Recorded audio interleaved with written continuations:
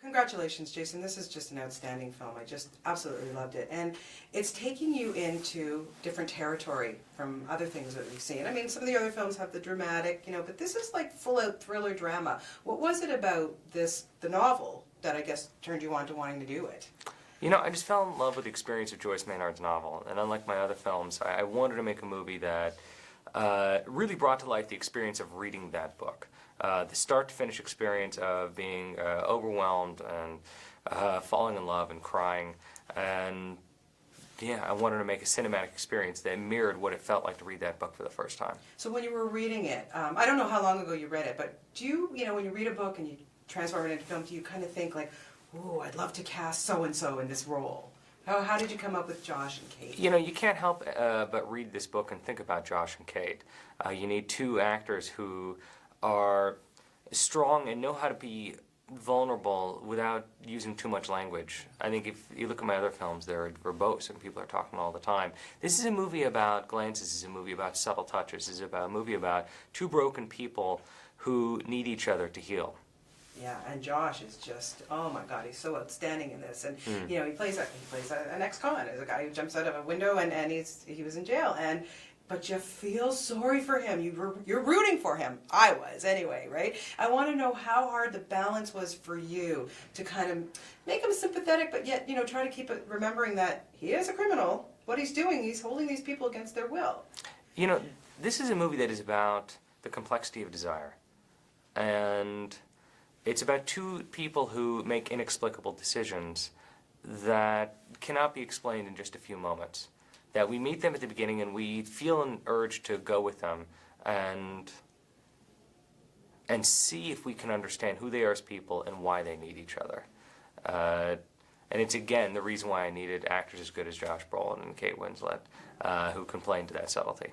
How much did they add to these characters other than, your directing? But sometimes, you get actors who give you a lot of, just say, hey, I'd rather do it this way. Did it work like that? Was there a collaboration in that way? I think the book was so clear on who these people were. I think the real job here was how to bring them to life with honesty and tenderness. And they treated the characters with a lot of respect and never judged them. And casting the young actor who plays her son, whoa, I mean, he was fantastic. Where did you find him? Through traditional auditions. We saw so many young actors. I needed a very specific young boy. I needed a boy who just had incredible eyes, because you really see the movie, you see the world through this young boy's eyes. And I needed to be able to read so much in just a glance. Yeah. And Gatlin Griffith is a boy way beyond his years. Yeah, he's really outstanding. I wish he was doing interviews. I would love to meet that kid. He's going to have a future, that's for sure. Yeah. And I have to tell you, I will never look at Peach Pie again in the same way. It's dirty, eh?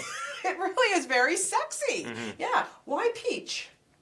Oh, I mean, that was in the book. I have no idea why Peach. Oh, okay, just curious. I hadn't read the book. I'm sorry, so I wasn't. No.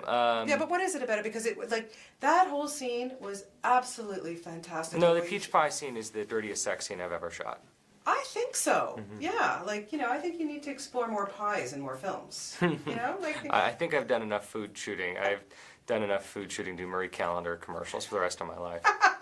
No, it was really outstanding. I have to ask you, aside from Dad, who are the directors that kind of influenced your style of directing? The directors that I admired most, the director I admire most right now is Alexander Payne. Historically, Hal Ashby, Mike Nichols, Michael Ritchie, Kubrick, Billy Wilder. Yeah. Did you find with this one that you kind of felt like, making a first film again, because it was so different from the other things? Absolutely. I mean, this was like making my first movie all over again. It was a new language that I had to learn. It's a very classical style of filmmaking. I reached out to my editor, my cinematographer, people I've worked with my entire career, and said to them, we're starting from scratch here, and we have to learn how to make this kind of movie and not use any of our old tricks. Your live reads are becoming infamous. I wish I could come to the Boogie Nights read. But how did that come up? How did that start to get the actors sitting there to read the scripts? That's been a brilliant idea. I've always wanted to do, every time I've done a table read of one of my movies, I've thought, this is wonderful. Why don't we do this with other people's movies? And I'm just very fortunate that I've been able to kind of wrangle the talent to put these things together and act as somewhat of a conduit between these actors and the audiences. Yeah, what a great idea. Well, congratulations on this. Again, it's just really outstanding. I think we need to get your text ready for Oscar season because honestly, that's how I feel about this. No, I'm not even BSing you here.